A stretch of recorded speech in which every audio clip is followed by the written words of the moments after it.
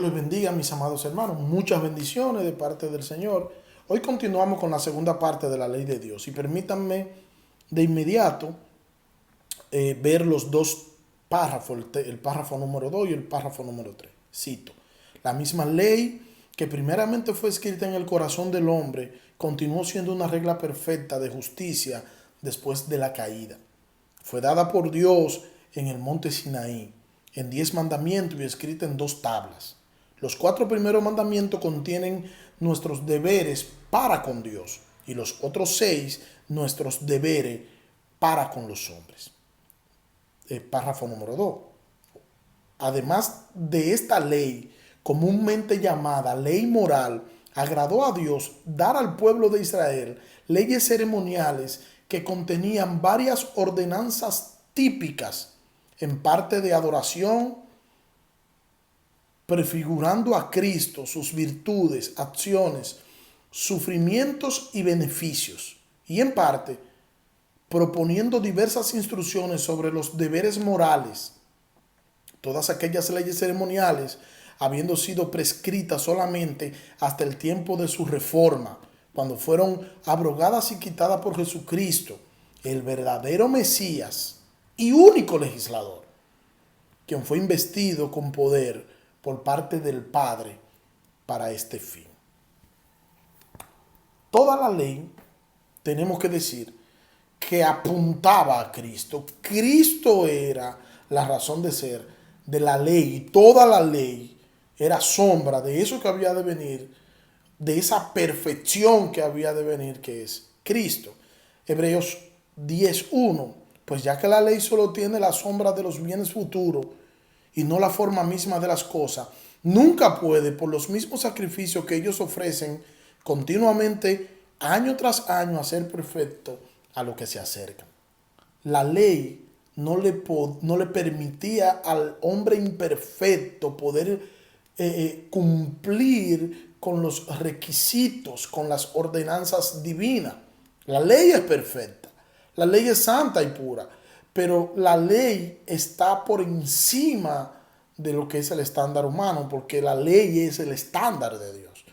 Primera de Corintios capítulo 5 versículo 7.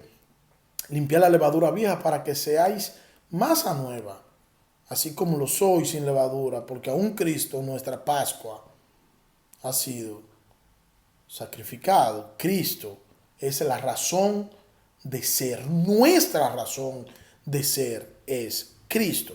Pero miren como dice Colosenses, que es prácticamente donde yo quiero detenerme, donde quiero hacer un alto. Es en Colosenses capítulo 2, desde el versículo 14.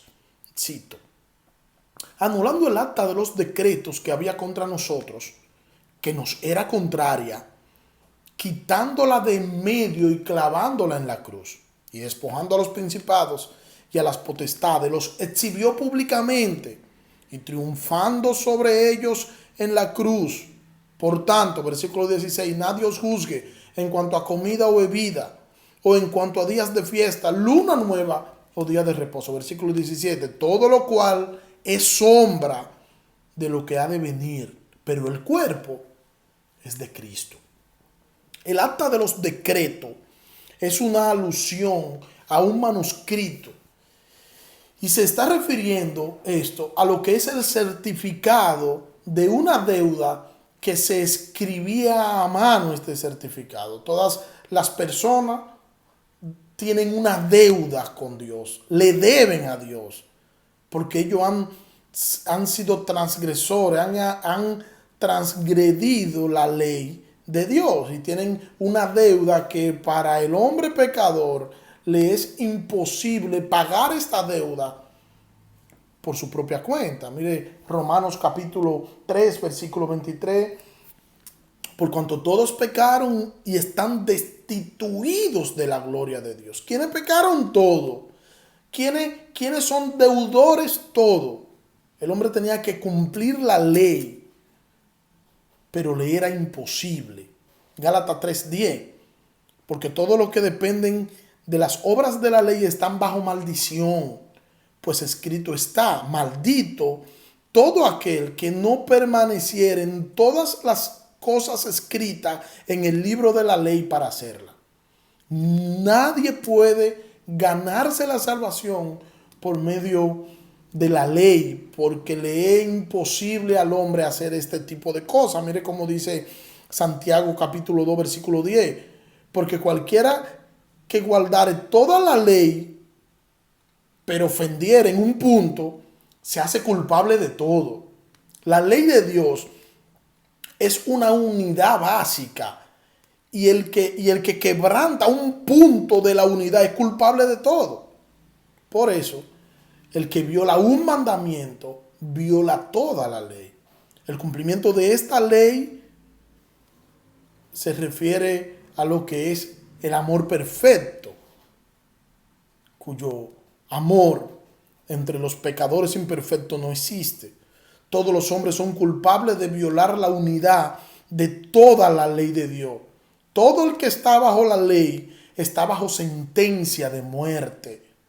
Todo aquel que está bajo la ley está bajo sentencia de muerte. Romanos 6:23. Porque la paga del pecado es muerte, mas la dádiva de Dios es vida eterna en Cristo Jesús, Señor nuestro.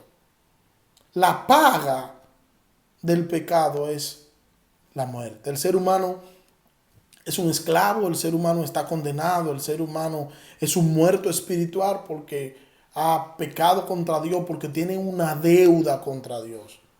Pero Pablo, en Colosenses, está diciendo que nuestra deuda ha sido saldada, que ya el acta ha sido eliminada en nuestra contra. O sea, teníamos un certificado donde en ese certificado reposaba nuestra deuda, pero Dios borró ese certificado y lo borró porque Cristo pagó la deuda por nosotros. Los pecados de los creyentes fueron clavados en la cruz. ¿Esto qué significa? Usted pudiera decirme. Bueno, esto es una especie de metáfora.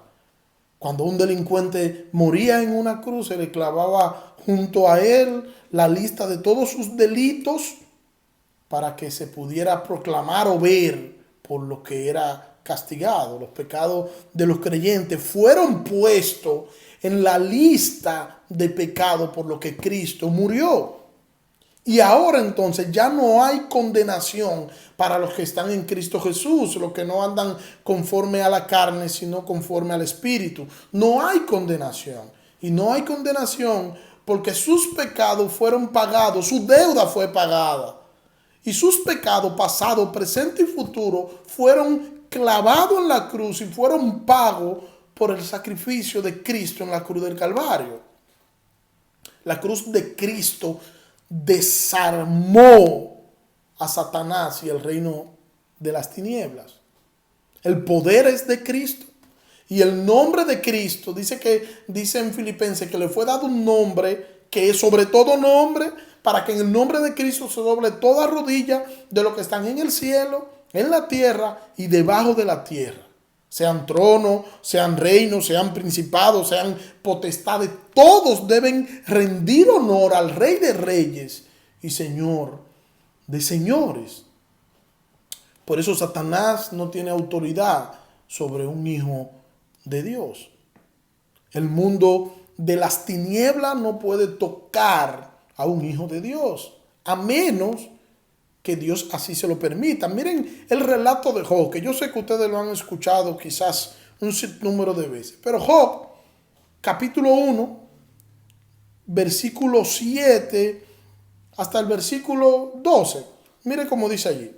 Y dijo Jehová a Satanás, ¿de dónde vienes? Respondió Satanás a Jehová, dijo, de rodear la tierra y de andar por ella. Y Jehová dijo a Satanás, ¿no has considerado a mi siervo Job, que no hay otro como él en la tierra, varón perfecto y recto, temeroso de Dios y apartado del mal? Respondió Satanás a Jehová y dijo, ¿acaso teme Job a Dios de balde? ¿No le ha acercado alrededor a él y a su casa y a todo lo que tiene? Al trabajo de sus manos ha dado bendición, por tanto sus bienes han aumentado sobre la tierra. Pero extiende ahora tu mano y toca todo lo que tiene, y verás si no blasfema contra ti en tu misma presencia.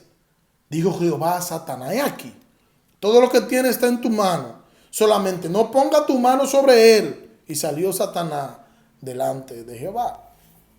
En este relato, Satanás está reconociendo que Dios ha bendecido a Job y que todo lo que Job tiene ha sido guardado por Dios.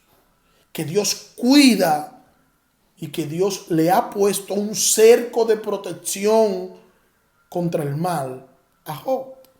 Por eso dice el versículo 9: respondiendo Satanás a Jehová, dijo: ¿acaso teme Job a Dios de balde? ¿No le ha acercado alrededor de él y a su casa y a todo lo que tiene? Al trabajo de sus manos ha dado bendición, por tanto sus bienes han aumentado sobre la tierra. Mírese en este espejo, en el espejo de Job. Aunque nosotros debemos mirarnos con un beneficio mayor, nosotros hemos sido justificados por Cristo y Jesucristo ha pagado en la cruz toda la deuda por mi pecado. Y el acta que había en mi contra ha sido borrada. Y ahora el Padre me mira a mí por los beneficios de su amado Hijo, o por los méritos de su amado Hijo Jesucristo. Y me ha cercado. Dios ha puesto un cerco sobre cada creyente con su Espíritu Santo. Y cada creyente está cercado con el Espíritu Santo. Somos propiedad de Dios. Y lo que es de Dios, nadie lo puede tocar. Ni Satanás toca lo que le pertenece a Dios, a menos que Dios se lo permita, como este caso que le leí de Job. Pero Dios lo permite con un fin determinado. Hermano, entendamos esto. Nosotros somos de Dios. Nosotros somos propiedad de Dios. Y no debemos andar con temor al enemigo. Y ver a Satanás en todas partes. En la comida, en el agua. En todas partes ver a Satanás. No. Todo lo que pasa no es Satanás. No es el enemigo. No fue que, se metió Satanás en tal o cual situación, o me engañó Satanás, o Satanás me hizo tal o cual cosa. No, hermanos. Satanás no tiene autoridad sobre los hijos de Dios. Es la voluntad de Dios la que hace las cosas en nosotros. ¿Con qué finalidad? Con la finalidad de que Dios sea exaltado y glorificado a través de esas situaciones que estamos o que pudiéramos enfrentar. Es llevarnos a la estatura de un varón perfecto. Esa es la idea.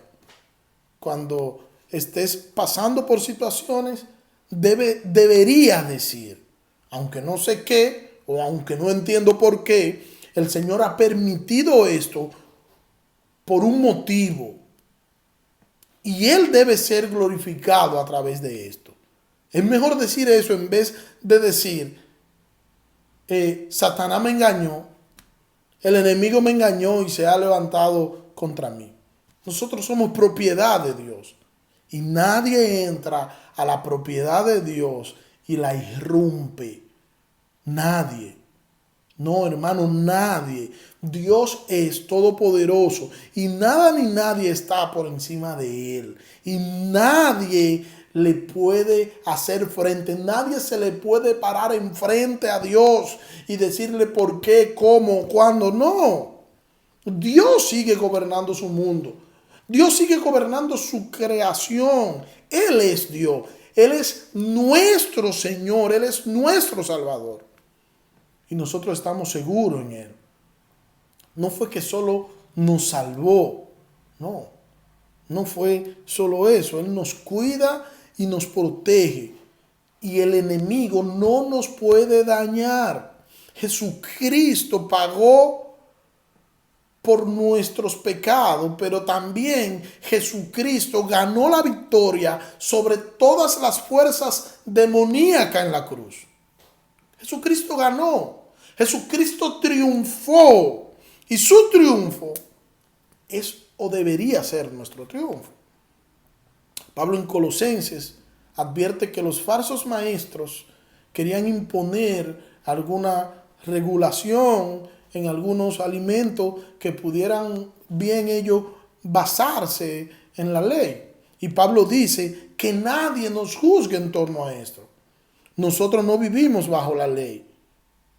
Nosotros vivimos bajo la gracia de nuestro Salvador Jesucristo. Versículo 16, donde leímos en Colosenses. Por tanto, nadie os juzgue en cuanto a comida o bebida, en cuanto a día de fiesta, luna nueva o día de reposo. Ni la comida, ni las celebraciones religiosas anuales, ni la Pascua, ni Pentecostés o los tabernáculos, nada de eso. Cuando Pablo está hablando aquí de luna nueva, Pablo se está refiriendo al sacrificio mensual que se ofrecía en el primer día de cada mes. Y al día de reposo, Pablo se está refiriendo aquí al sábado, el séptimo día. Los cristianos, está diciendo Pablo, no tienen que guardar ese día. Ahora, ¿por qué Pablo dice esto? Existe una razón. Y es el versículo 16, dice el versículo 16.